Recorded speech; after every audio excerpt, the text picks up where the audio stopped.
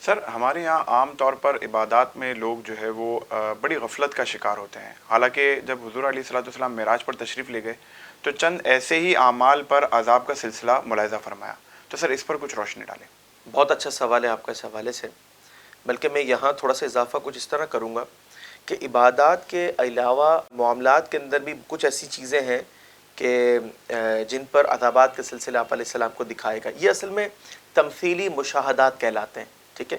یعنی میدان محشر کے اندر جو ہونے والے عذابات کے سلسلے تھے آپ صلی اللہ علیہ وسلم کو پہلے ہی دکھا دیے گئے، اور آپ نے امت کو بتایا تاکہ امت جو ہے اپنی اصلاح کا سامان کر سکے۔ مثال کے طور پر ایک مشاہدہ آپ نے یہ فرمایا، ایک شخص اپنے اوپر گٹھڑیوں کو لاد رہا تھا اور وہ اتنی بھاری تھی اس سے اٹھائی نہیں جا رہی تھی، لیکن کر یہ رہا تھا کہ ہرس کی وجہ سے اور لکڑیوں کو اٹھا اٹھا کر اس میں ڈال رہا تھا، اضافہ کر رہا تھا۔ رسول اللہ صلی اللہ علیہ وسلم نے پوچھا جبریل یہ کون ہے؟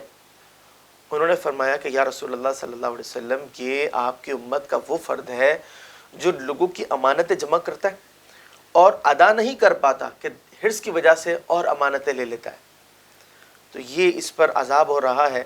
تو آپ تھوڑا سا مطلب غور کریں کہ کل بروز قیامت اس شخص کی کیا کیفیت ہوگی کہ جو لوگوں کو مال لے لیتا ہے۔ دیکھیں مال آنے کے بعد جب وہ استعمال ہو جاتا ہے تو انسان کو فیل بھی نہیں ہوتا، ٹھیک ہے؟ اور اس کے بعد جو عذاب کا سلسلہ ہے وہ کیسا ہے کہ اتنا سخت معاملہ کہ عذاب کے اندر مزید اضافہ ہو رہا ہے۔ جس طرح وہ لوگوں کی امانتیں مزید لے رہا ہے، ایسے عذاب کے اندر بھی مزید اضافہ۔ اچھا یہاں ہو سکتا ہے کسی کے ذہن میں یہ بات ہے کہ جناب اب کون کسی کو امانتیں دیتا ہے، تو غور یہ کرنا چاہیے کہ جب وہ امانت لے کر اسے ضائع کر رہا ہے، یہ کیا کر رہا ہے؟ کرپشن کی ایک صورت ہے، اور ہمارے یہاں کرپشن کے اب بے تحاشا طریقہ کار جو ہیں وہ رائج ہو چکے ہیں۔ آپ بتائیں کہ جس شخص نے لوگوں کا مال لوٹ لیا یا کسی بھی طریقے سے چیٹ کر کے لے لیا اور اس نے اسے استعمال کر لیا، کیا یہ مال ضائع کرنا نہیں کہلائے گا؟ کل بروز قیامت یہ مال کہاں سے لا کے دیں گے؟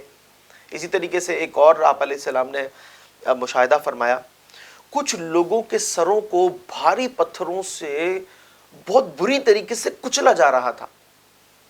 پتھر سے سر کچلنا، یہ کوئی پریکٹیکل کسی کے ساتھ ہوا ہو اور وہ بچ جائے تو وہ بتائے کہ اس کی اذیت کیا ہے۔ ایک دفعہ جب یہ عمل ہو جاتا تو پتھر سے سر کچل دیا گیا، دوبارہ صحیح کر دیا جاتا، اور وہ صحیح اس لیے نہیں کر دیا جاتا کہ عذاب میں تخفیف ہو جائے بلکہ عذاب کو بڑھانے کے لیے۔ کیسے؟ وہ فرشتے دوبارہ پتھروں سے ان کے سروں کو کچلتے، وہ دوبارہ صحیح ہو جاتے، پھر کچلتے، پھر صحیح ہو جاتے، پھر کچلتے۔ آپ علیہ السلام نے سوال کیا اے جبریل یہ لوگ کون ہیں؟ فرمایا کہ یہ آپ کی امت کے وہ لوگ ہیں جو اپنی نمازوں کے اندر جو ہے اسے بوجھ محسوس کرتے ہیں۔ اب اس کی بھی دو صورتیں، ایک صورت تو یہ ہے کہ ایک شخص جس طرح پہلے دور کے اندر منافقین کا کام تھا کہ وہ مسلمان نہیں ہوتے تھے لیکن صفوں میں کھڑے ہو جایا کرتے تھے۔ اب ظاہر سی بات ہے ان کے لیے صفوں میں کھڑا ہونا خاص طور پر فجر کی نماز میں، عشاء کی نماز میں بڑا بوجھ والا معاملہ۔ دوسرا یہ ہے کہ ایک شخص ہے جو نماز پڑھتا تو ہے لیکن دل جمعی کے ساتھ نہیں، بوجھ سمجھتے ہوئے، اسے اچھا نہیں لگتا۔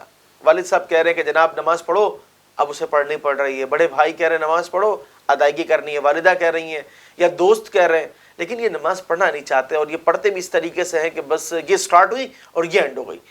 تو یہ کیا ہے؟ کیا یہ نماز کو بوجھ سمجھنا نہیں ہے؟ اگر ہے تو اس حدیث مبارکہ پہ غور کرنا ہوگا۔ اسی طریقے سے ایک مشاہدہ آپ نے یہ بھی فرمایا،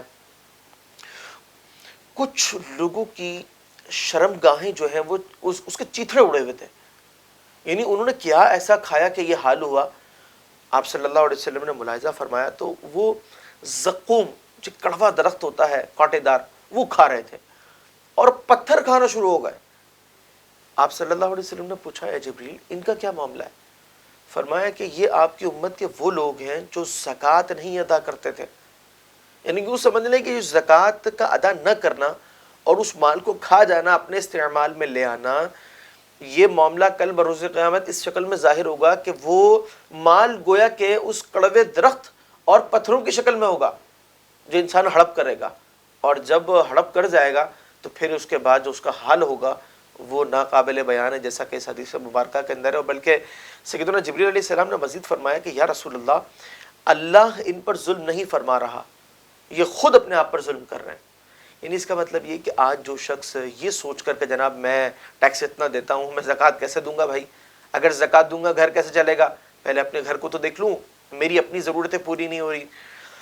ان تمام چیزوں پر غور و تفکر کرنے کے بعد بہت ساری جہتیں کھلتی ہیں۔ ایک میں آپ کو زاویہ بتاتا ہوں، جو شخص آسائشوں کے آگے مجبور ہو جاتا ہے، ٹھیک ہے نا، عموماً ایسے لوگ جو ہے وہ زیادہ گناہوں کی طرف راغب ہو جاتے ہیں۔ مثال کے طور پر حلال ذریعے سے آسائش پوری نہیں ہو رہی، ٹھیک ہے، انہیں جو طلب ہے وہ طلب پوری نہیں ہو رہی، اب وہ کس ذریعے کو اختیار کریں گے؟ حرام کو۔ مال میرے پاس رہنا چاہیے، میں دوسرے کو کیوں دوں؟ میں انجوائے کروں نا، میں اس سے فائدہ حاصل کروں، مجھے بینیفٹ ملنا چاہیے، ٹھیک ہے۔ اتنی لاکھوں روپے کی زکوٰۃ کون ادا کرے گا؟ مال روک لیتے ہیں، میری ضرورتیں پوری ہو جائیں گی، میری آسائشیں۔ اسی طریقے سے میرے کسٹمرز نہ چلے جائیں، وہ لاس نہ ہو جائے، یا میں پہلے اپنے دیگر کاموں کو کر لوں پھر نماز پڑھوں گا، ورنہ میرا لاس ہو جائے گا، ٹھیک ہے۔ میری ضرورت، میری آسائشیں کیسے پوری ہوں گی؟ لوگوں کی امانتیں یا کرپشن کرنے کا معاملہ، یار یہ تو سب کر رہے ہیں، اگر میں یہ نہیں کروں گا تو میں چلوں گا کیسے؟ سارا معاشرہ یہی کام کر رہا ہے۔ تو بات یہ ہے کہ کل بروز قیامت یہ ساری چیزیں کیا نجات کے لیے کوئی سامان مہیا کریں گی؟ ہرگز نہیں۔ اس کا مطلب یہ ہے کہ انسان اپنی چادر کو اتنا ہی رکھے جتنا اللہ تبارک و تعالیٰ نے مہیا فرمایا، اور اس کی رضا پر راضی رہے، اس کے دیے پر قناعت کرے، اللہ تعالیٰ سے یہ طلب کرے، اے اللہ میری اپنی ذاتی، میری فیملی کی ضروریات اور حاجات اتنی فرما دے کہ جتنی میں حلال طریقے سے پورا کر سکوں، اور اس میں برکت دیتے۔ یہ دعا کرنی چاہیے، ورنہ انسان تباہی کی طرف جاتا اور اسے پتہ نہیں چلتا، اپنے آپ کو بظاہر وہ سمجھدار شخص قرار دے رہا ہوتا ہے، لیکن نتائج جب کل بروز قیامت ظاہر ہوں گے تو پھر پتہ چلے گا کہ وہ سمجھداری کہاں گئی۔ اللہ تعالیٰ ہمیں قناعت کی دولت سے مالا مال فرمائے۔ خلق السحاب وخلق الماء خلق الشمس في الفضاء سبحان خالق الحياة